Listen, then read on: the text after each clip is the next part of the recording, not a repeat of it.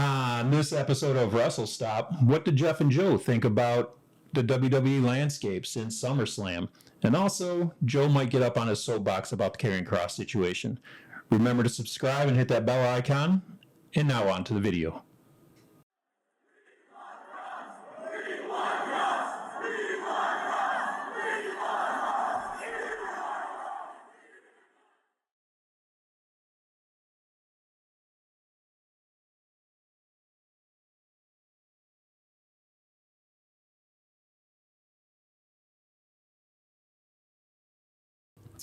Alrighty, we're going to start out by talking about Smackdown from last Friday.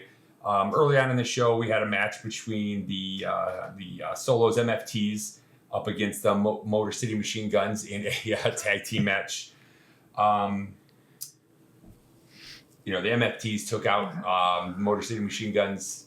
Kind of expected that, the MFTs are getting pushed right now. I'm not sure exactly where they're going. They kind of seem like a, Timu version of the original Bloodline. They just keep bringing in, more people left and right. But sorry, I don't want to cut you off, sir. But does anyone care? Well, does anyone care? I don't care. Besides Solo, which he's 50-50, right? But JC Mateo, taller Tonga, and then Tonga Loa, yeah. Does anyone care? That's where I was confused because, one of the things I commented on was going to comment that, Motor City Machine Guns came in WDN Fire. What was it? On their second appearance, they won the tag team championships. Was it their second or was it their first night? I thought it was their first. Didn't they get entered in just immediately? They came in and they were all hyped up about being there. And then I don't remember what brand it was on, but they're like, oh, you're in for the titles. And then they ended up winning. I thought they qualified the first night. Maybe that's what it was. Second. And they had the championships for a couple weeks. And I don't think they won them. They wrestled twice on the same night. Was it on the same night? They won it in their second match? Yeah, it was the same that's night? what it was. Okay. They won it twice. Or they didn't win it twice, but they wrestled twice. I just know they won it early. They were on fire. And they're an entertaining tag match. They're not one of my favorites, but their matches are never boring. They've got a lot of unique moves, and they're high flyers and all that. And just lately, they had a great showing in the 6-team tag at SummerSlam. But they're losing, and they got crushed. They're from Detroit. They are. Well, they claim to be from Detroit. I've looked it up. I can't figure out how they're from Detroit or when it comes into play, but they claim to be from Detroit. But no, I was shocked that they keep losing. I thought there would be some sort of interference. To see them lose clean was kind of shocking. So, again, this is one of those matches, and we're going to talk about it a little bit probably after we go over SmackDown and Raw. But does anyone care? That's kind of where I'm at right now. Does anyone care about the MFTs? Does anyone really care about the Motor City Machine Guns, even though they probably should? Motor City Machine Guns are a solid tag team, I think. But the MFTs, man, just get them off my TV. Yeah. I just don't care about them. I don't know where they're going with it. It seems like they were building a Bloodline versus Bloodline thing for War Games maybe again. But then they've got something else going on Raw where Roman Reigns is on Raw for the first time in forever. And now he's with Jimmy on Raw and potentially battling all those guys, the Seth Rollins group and all that. So, we'll see where they go from here. I'm a little confused. That's not necessarily a bad thing. You know what I mean? It's keeping us on our toes. But it matters more when it's wrestlers you care about, though. Yes. Right? Yeah. I don't care about JC Mateo. Yes, I like seeing Roman Reigns go back and forth. I like seeing Seth Rollins go back and forth. But, whatever's going on with Sami Zayn and the MFTs, I don't know. So for sure. What's next? Next match was a one-on-one match between Sami and Solo. Again, where are we going here? They're building a rivalry with Sami and Solo. Is it going to be Bloodline versus MFTs? I don't know. I thought it was going to be maybe they're building towards some sort of a face team combined of Sami and Jay and Jimmy. Question. Yeah. This was the SmackDown right after SummerSlam, or was this past SmackDown? This past SmackDown. I thought he wrestled Rusev. That was on Raw. That was he wrestled 2 nights ago. Yes. He wrestled. Okay. Yeah. All right. We'll get to ignore me. Yeah. So, last SmackDown he wrestled Solo, and I think it was a non-title match. And if I recall, the MFTs interfered. I was checked out of the match. It was what it was. And then, but again, where are they going with this rivalry? What are they building toward? I don't really know. Sami Zayn is now battling different people on different SmackDown on Raw. he took out your boy at SummerSlam, and then so I think they've got him fighting MFTs. He said they've got him fighting Rusev on Raw. He says he wants to be back in the title picture, but he's battling solo for the U.S. championships. I mean, that'd be about the only championship I'd be okay with him winning. Well, he had the IC championship. Well, so same. But I'm saying that was good. I mean, so. But him in like a heavyweight title spot just doesn't work for me. So, or anybody else, unless you're in Quebec. Then everyone cares about him there. But yeah, and I'm sure having him on both shows was about getting the Canadian pop for him. But again, to have him out there twice in several different rivalries after following him, beating Karrion Kross at SummerSlam, he said, where are they going with him? I hate to keep bringing it up, but I know you're going to talk about it sometime. Salt in the wound over here. So. All right. But yeah, we'll move on from that for now. Next match I really loved. I wasn't sure what they were doing with it, but Chelsea Green, was it Chelsea Green versus Charlotte Flair? And they were celebrating Alexa Bliss's birthday. They brought up the cake, and I don't care much about. I'm not sure when your birthday is, but I'd love to find out. My birthday's. Let me know by saying, add my birthday to my calendar. Okay, go ahead. Alrighty. Alexa Breath. Alexa, I can't talk. Just use her initials. Every time you say that, that's why that's picking that up. Oh. Yeah. Oh, okay. So Charlotte Flair brought out a birthday cake for her tag team partner, and we're professionals here. And so Chelsea Green came out to interrupt the conversation and all that. She ended up in a match with Charlotte Flair. It was an okay match. I like Chelsea Green for, she makes me laugh. She's a great heel. She's willing to do whatever to put over the other team or to make, get the crowd into it. Ended up taking, unpretty her own finishing move into the cake, which just, had me cracking up. So again, fun match, but I don't really care much for Charlotte Flair. So I was disappointed to see Chelsea Green lose. Yeah, I was okay with the match too. But yeah, having Chelsea, because they're for some reason pushing Charlotte Flair again. She's tag team champion now. Yeah. And it kind of sucks to see Chelsea Green lose so much because I think she's pretty important to the roster. I think she's a great wrestler, and everybody, from what I hear, obviously I don't know anybody, but everybody in the back likes her, and she's willing to put over anybody. She's a good soldier, as someone named Karrion Kross would call it. But then she gets her face put in a cake. This reminds me. What was that one where people were dumping like dog food on or something on each other's heads? She had that match where a dumpster match where she fell off the ladder into a dumpster and she came up and she was covered with all kinds of slop and everything like that. Yeah, those kind of matches just don't do anything for me. It's I know they're catering to a younger crowd when they do that, but it doesn't do it for me. But of all the female wrestlers, no, it's all good. Of all the female wrestlers, Chelsea Green's the one who's willing to do it. I watched the Unreal or behind the scenes show on Netflix. She had this quote that I'm being paid to look like an asshole, and I'm okay with it. I'm going to do whatever they want me to do to put my to put over the other person or to sell out to the crowd. So she's just willing to do whatever it takes, and her attitude shows on camera, and I think she's an entertaining watch. Yeah, I agree. I definitely agree with that. I think she's great, but I just don't care about like when they bring food in. I can't remember who it was. It was a women's match, but they were dumping something on each other's heads in the middle of the ring. And it wasn't that Chelsea Green dumpster match. That one I kind of give a pass to. It was okay because she got thrown into a dumpster, whatever the gimmick was. But there was another one where they were like dumping like dog food or something. I don't quite remember what it was, but it was something like that. And those kind of matches to me are just kind of childish. Yeah, they are, and more. This is a grown-up sport, Jeff. Oh, yeah. Grown-ups wrestle. You don't see kids wrestling. You don't, but I see more kids are watching now that they went away from that Attitude Era. So bring the kids wrestling back. And, leave the dog food out, which they are kind of leaving that way a little bit. So, but they're at the end of the night. Then they finished one final match. They had Cena and Rhodes tagged up against Drew McIntyre and Logan Paul. Mm. It was an odd match. You see what they're building. They're building towards some rivalries for the upcoming Clash in Paris. We're going to see Cena versus Logan. It looks like now, based on the end of the match, we're going to end up seeing Rhodes versus Drew. But just seemed like an odd that, Cena voluntarily tag teams with Rhodes that, a week after he lost the championship to him. Like, most man, why isn't he demanding a rematch or something? I get he went face, but you think for his pride, he would still want some sort of a rematch or a follow-up, not tag teaming with a guy who took his championship a week ago. Yeah, that whole angle. I mean, as everybody knows, like with Cena going heel, then just all of a sudden he's a good guy. Was kind of weird. It just seemed to happen way too fast. Like there wasn't a build-up for the turn. I knew there was going to be no way they were going to let Cena retire as a heel. That wasn't going to happen. People didn't want to see that, including me, even though I'm usually the one who likes the bad guy kind of wrestlers. But I didn't want to see Cena retire as a heel. I just didn't like the way they just flipped it. It happened in one promo. Although Rhodes challenged him to the street fight, said, "I want the old Cena back."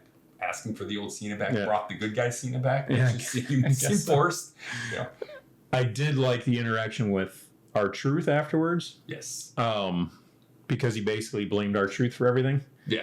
Like saying that he's the one who made the kid cry. He's the one who did this. He's the one who did this, and just kind of like walked off like it never happened. That made me laugh a little bit.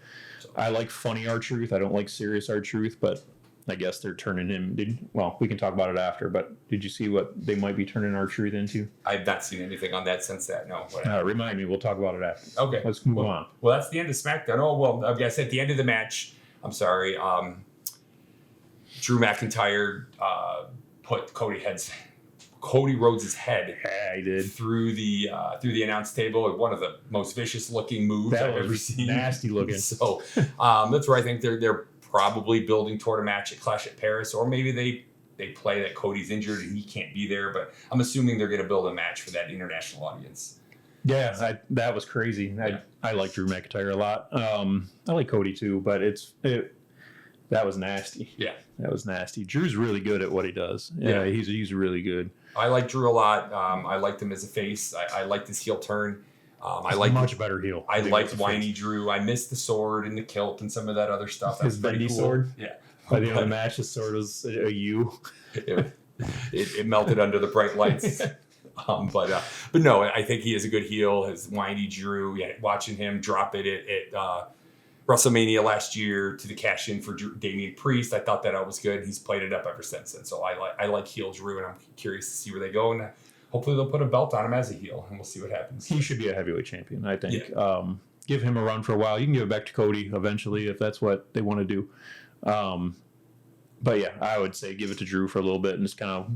Have we had a good? Well, I guess Roman Reigns, but Roman Reigns was kind of like in the middle kind of guy. Gunther's Gunther. Champion. Yeah, Gunther was. Seth is the heel champion now. Yeah, but everyone cheers for him. Everybody still. Cheers. Yeah. I don't remember the last time even Gunther had cheers. I don't remember the last heel, like true heel. Give it champion. To Logan Paul. Oh, yeah, give it to Logan Paul. I don't know that he's around enough to carry the title. I guess Roman hasn't necessarily been either, but I would be 100% behind that. I don't like Logan, but I love to hate him, and that's what they want. They want you to hate him, or they want you to love him, and he's one that everybody hates. So no, I think he would be a good temporary champion just to get some. I'm to get a heel. Seeing the same people over and over and over again. It's always Cody or Roman or John Cena. I know he's been whatever, but he came back and won it, and I know why he won it, but still. I'd like to see a different name get it. LA Knight was one. We can talk about this later. Go ahead. What's next? Well, next, that was the end of Raw, or SmackDown. I think Logan Paul's a stud. So we're going to jump over to this week's Raw a couple nights ago.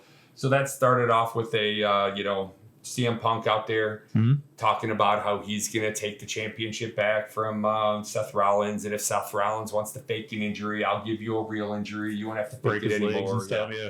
So LA Knight came out and interrupted him to, say, hey, no, I get my rematch with Seth. He faked an injury during my match. And, this, that, and the other thing. I get first dibs. And so the Vision came down and interrupted them. And they set up the tag match for the end of the night. And but yeah, so they were clearly obviously building towards something that night. So yeah, you're not gonna rant about LA Knight. I like LA Knight personally. I think he's entertaining. I don't think he's probably a mid-tier wrestler to me. He has some very basic wrestling moves. The LA Knight he messes up a lot too when he does the little thing where he tries to jump up to the top rope. It's 50-50 if he slips and falls off or not, which to me is a good watch.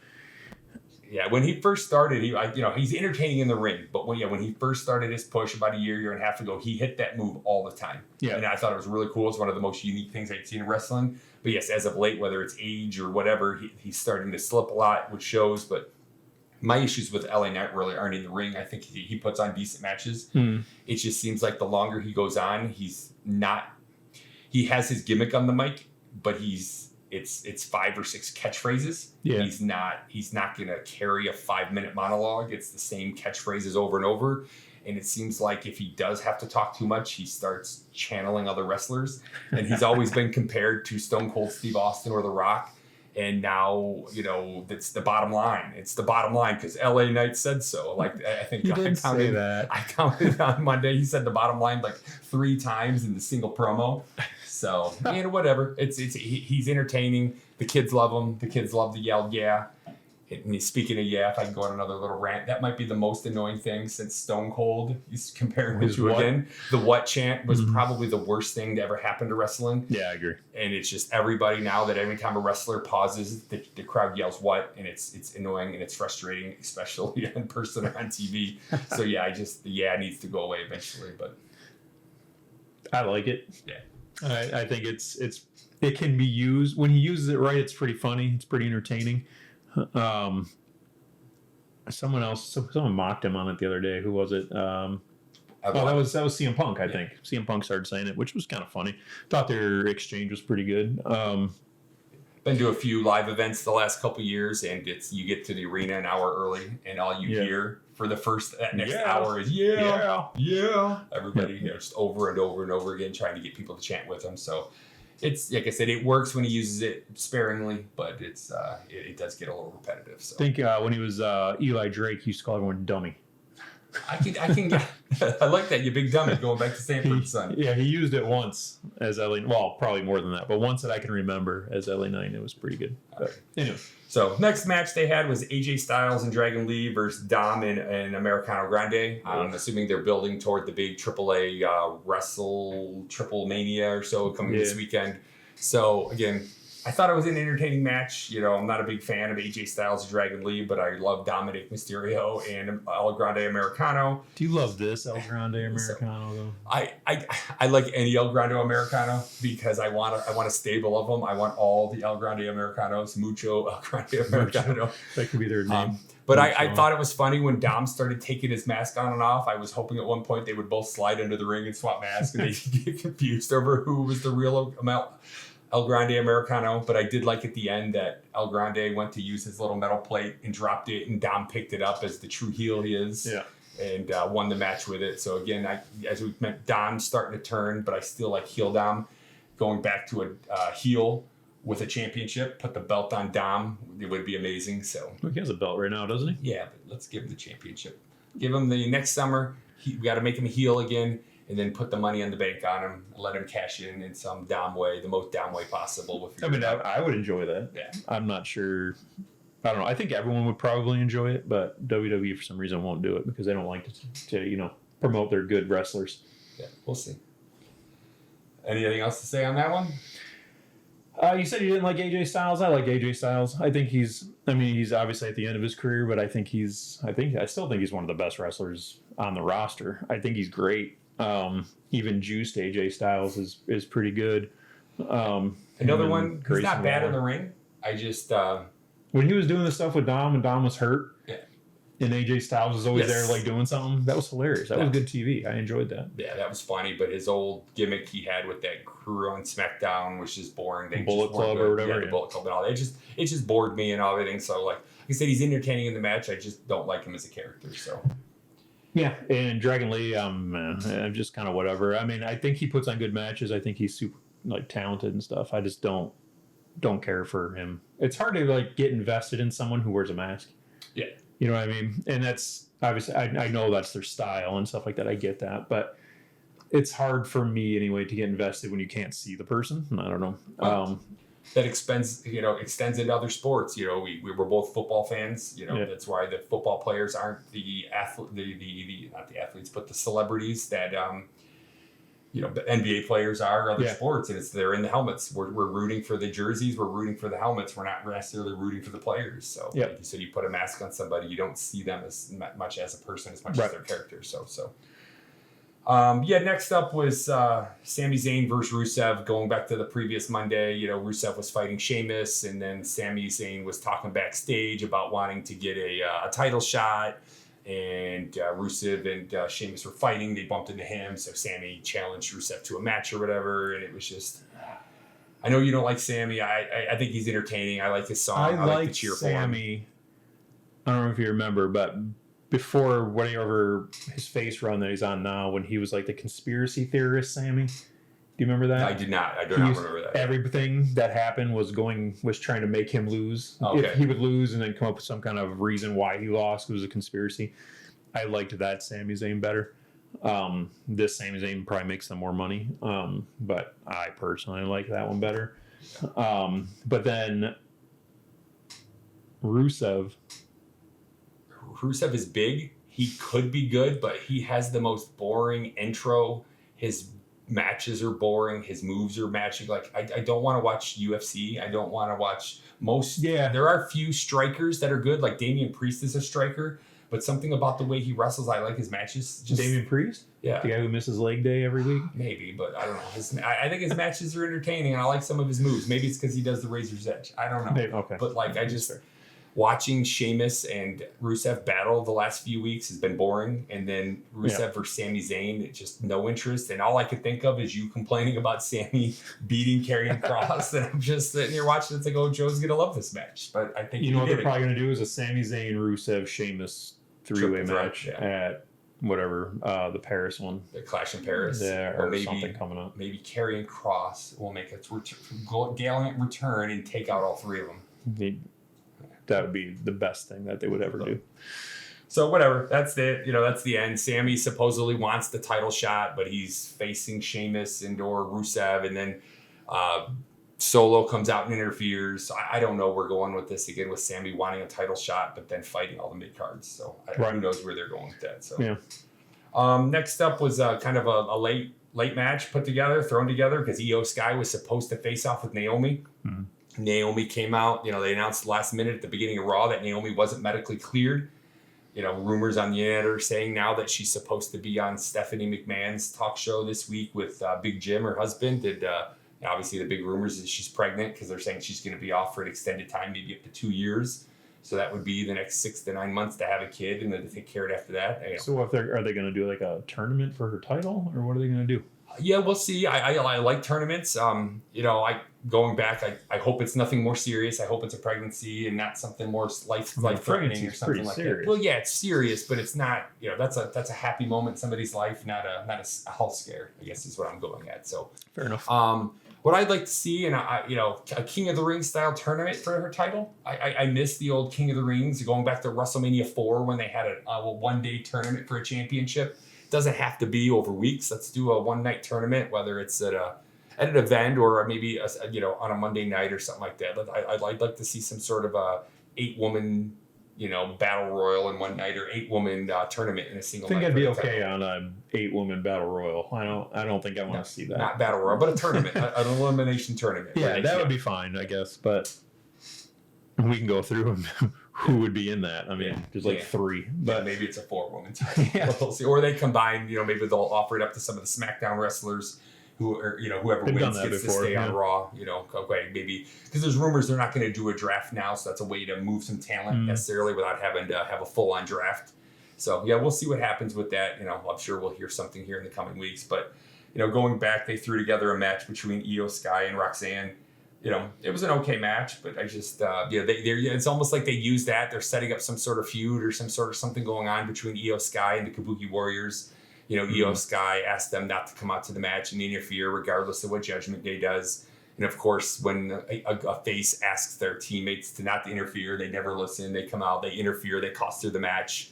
Io Sky confronts him after the match, and Asuka kind of snapped at her and stormed off, which seemed odd to me because Asuka just turned face. Now looks like they're turning her I don't think they again. know what they want to do with Asuka. Yeah.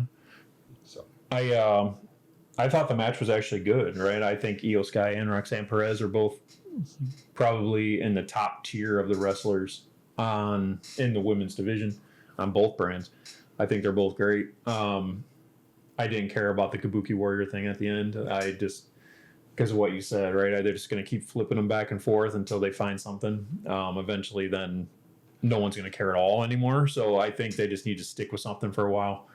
I think they're better as heels. Unless they're going to make Io Sky a heel. Yeah, I don't know. She seems more over than Asuka and Kairi Sane. But when has WWE ever cared about a wrestler that was over, Jeff? Okay, we'll move on. We'll get to the end so Joe can go on his soapbox. Next up was Becky Lynch versus Maxine. Again, where did this match come from? I like Maxine, not necessarily as a wrestler, but I like her gimmick with the, when it was Chad Gable and Otis and Tozawa. They're silly group. Again, that goes back to old school goofy wrestling with gimmicks and people acting funny. But what they're doing with this, I don't know. Becky Lynch got to play the heel. She got to, play up. I'm going to be overly confident. I'm going to be arrogant. She is a heel, right? Well, yeah, but she got to play that role even more. She got to slap her around, push her around. Maxine Dupree got to do a few moves and make it look like she was going to have a comeback. I thought they might give her some sort of a cheap win just to start something off. I don't know. I didn't get why they put her in the match, but Becky ended up beating her, and then she went backstage and slapped Natalya around. So why they're bringing Natalya back, I'm not sure. I thought they were building a tag team between Natalya and Maxine Dupree. The Dungeon Dolls. Dungeon Dolls or whatever. See, again, another gimmick, another line, another match. I didn't understand where they were going with it. So yeah, and that match was on late, wasn't it? Yeah, it was one of the later matches. Yeah, I mean, is Becky going to have a program with Maxine Dupree, Natalya? Who cares? I mean, what? Who cares? Why? Like, give her, if you're going to, I mean, she's a champion, right? I mean, well, I guess Liv Morgan's out, but, there's better women wrestlers on the roster than those two to be wasting our TV time with Becky Lynch and nobodies. Yeah. So, yeah, that was that. We'll see where that goes in the coming weeks. But, so the final match of the night, right before that, they did a little promo with Seth Rollins and the Bronze. Seth Rollins telling him to go. Seth Rollins, he was leaving on his private jet. No one thought he was going to come back in the main event. No one thought that. So Seth Rollins, you guys have it. You guys can take these guys out. You don't need me here. You've got Paul Heyman with the Shula Fala. They fooled us again. Yep, Seth Rollins faked us out again and left. And but yeah, so obviously they start a match between the Bronze and CM Punk and Jey Uso, and of course CM Punk and LA Knight. I'm sorry,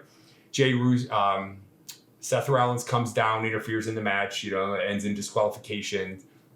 They start laying waste to everybody. All the crowd starts chanting for the OTC and Roman Reigns and all. And Jey Uso ends up coming out, budget OTC to intervene, which I guess they're trying to push him as maybe the possible next Roman Reigns. We talked about that last time. Yeah.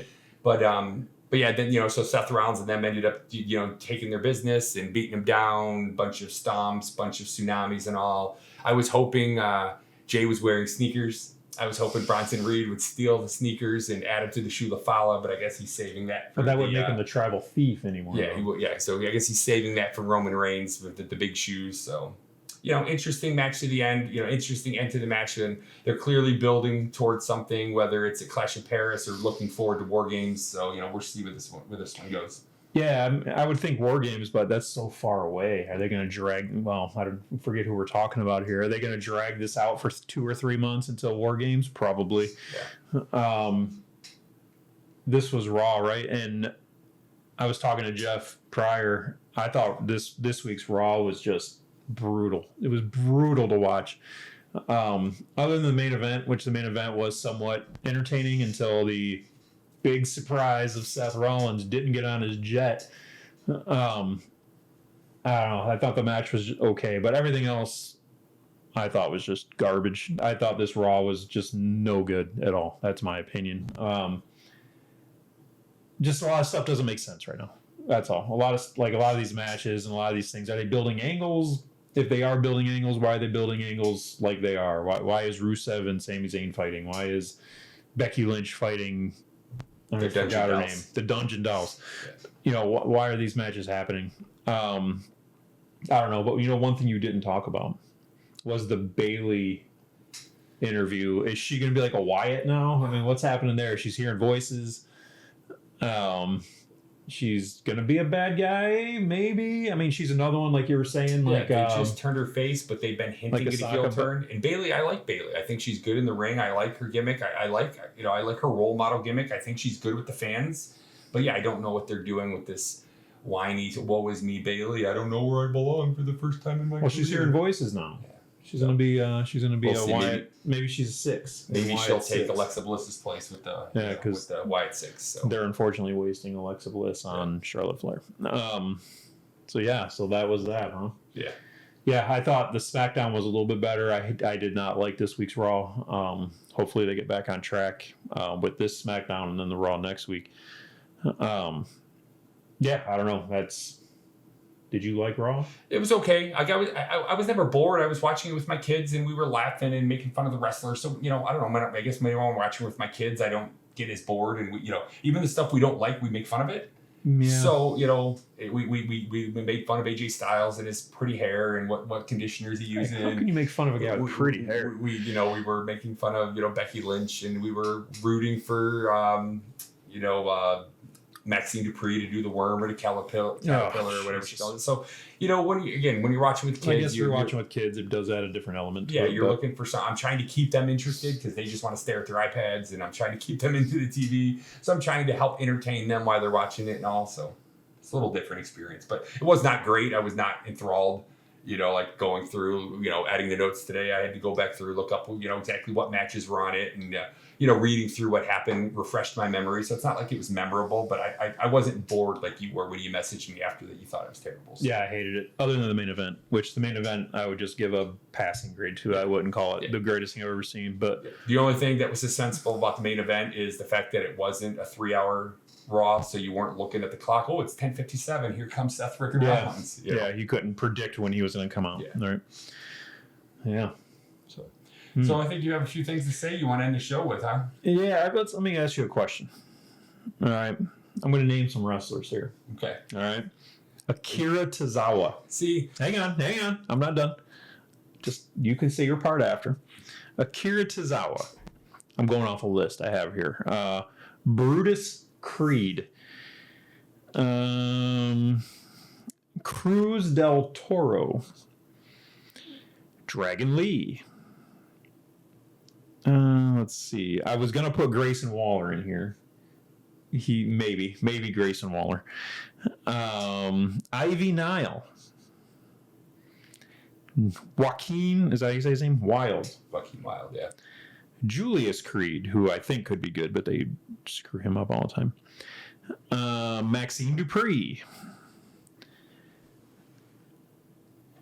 Pete Dunne. Tyler Bate. I wish I had these in a better list. Rusev. All right, that's just from the one brand. Are these guys more popular than Karrion Kross? More popular in the overall scheme of the wrestling world? Yes. No. More popular in my house? Some of those are. I like the gimmicky wrestlers, so Alpha Academy, I like it. Well, I kept Otis. No, Otis is good. I kept Otis. Tozawa. The Creed, I like the Creed brothers. I like their gimmick with Chad Gable. So to me, I like them better than Karrion Kross, but I think Karrion Kross is a better wrestler. So to answer that, and yes, in the grand scheme of things, Karrion Kross is more popular than all of those. I will admit that. So he's a better character, in my opinion. Yeah. Better character, does way better character work than any of them.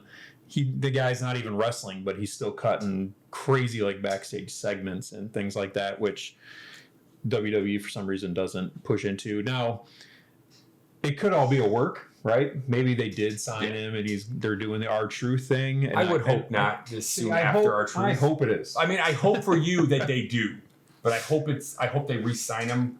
But I hope it's not a work. I just hope it's negotiations that are going on, because I think it's lazy to do the same angle 3 months apart. But, yeah, no, I agree. Yeah, for sure. Especially following up, if you count the Seth Rollins fake injury, that's 3 fake time offs, supposed, or people get let go right in a row. But that's like WWE's like MO, right? It's what they do. If it works, do it till it doesn't work. Yeah. But yeah, I think they screwed this one up. I don't know what he gets paid. I have no idea. I don't know contract stuff. So maybe if he's asking for like $20 million a year or something, I get why they didn't re-sign him. So I don't know what he's really getting paid. But assuming he's getting paid a reasonable amount of money, why wouldn't they re-sign him? Especially right now. Yeah, he's as popular as he's ever been. Yeah, I mean, he was huge in NXT. Well, in WWE, yeah. like since he's been around the last 3 years. What, they signed him in 2022, I think I saw. Yeah, he was a monster in NXT, and then he came over, and I know Vince McMahon's kind of screwed that up a little bit when he came out as the Gladiator. You remember that? That was terrible. And then they fired him. Then they brought him back, and he was instantly feuding with like the top guys, and then he just kind of slowly started falling off. And then he got himself popular, and then they don't re-sign him. I mean, it's you got the "We Want KROSS" chants. You got people holding up the signs, and I did think we want Brock. No, it wasn't "We Want Brock." Nobody wanted Brock Lesnar to come back. Again, Brock Lesnar comes back again to fight John Cena again, because that's a match everybody wanted to see, right? I'm sure there's a few that did, but I don't know. It's frustrating to me. It is. I think they let go of a solid talent. I think he's going to go sign with budget WWE probably. If this is real, he's probably going to go sign with the Big Lot Wrestling promotion, AEW. Somebody's out there ready to sign him. If he's got if his fans follow him, with a lot of wrestling fans will. They'll go watch something else, and even if they just watch his matches or they buy his merchandise, they're going to make money off him. Yeah, they will, and they'll do the same thing they do with all the big WWE guys that come over to like AEW and stuff. They'll push them really hard for a couple weeks, and then they'll slowly fall off, and then they'll just disappear, and then they're just sitting there. I mean, that's why like Rusev came back, right? Mm-hmm. That's why there was another guy, Andrade. That's why Andrade came back. They started off with huge pushes there, and then just vanished off TV, and then re-signed over at WWE. And I just hope this is all just a work. I hope he actually comes back. Because I think he's great. I think he's a good TV guy. Yeah. I think, he shouldn't be fighting guys like Sami Zayn and anything like that. I was okay when he was doing the AJ Styles stuff. I thought was pretty good. I don't even mind the Sami Zayn thing if he's gonna work his way up. Sami Zayn was a Intercontinental title holder recently, so maybe he beats Sami Zayn and Sami Zayn snaps and whatever happens. But they, at this point, hey, I beat an ex-Intercontinental Championship. Let me go after the IC title. I don't know. Or what about like a tag team? Aleister Black and KROSS. That could have been cool. Two guys who are probably about on the same level. They have kind of, I don't want to say they're the same gimmick, but it's in the same realm. Similar, yeah. There's something good there that they could do. There's just a lot of options they could have opened up. I think we talked about the Final Testament. Yeah, it was a decent little group if they pushed it right. Yeah, you like KROSS. I liked APA because they were big. They could move. They weren't great, but they were entertaining. They were at least a dominant team. They could have been. If they pushed them, you wouldn't have guessed. Well, why are they pushing these guys? They look big, and they look like they can take out anybody on the roster. Yeah, and they just screwed it up. I don't know. I mean, I know the crowd has a lot to do with it. If the crowd's not getting behind somebody and stuff, but the crowd's behind him, so I don't get it. I just don't understand that one. Yeah. And then real quick, I have all the same complaints about Julia, by the way. Yeah. Fantastic wrestler.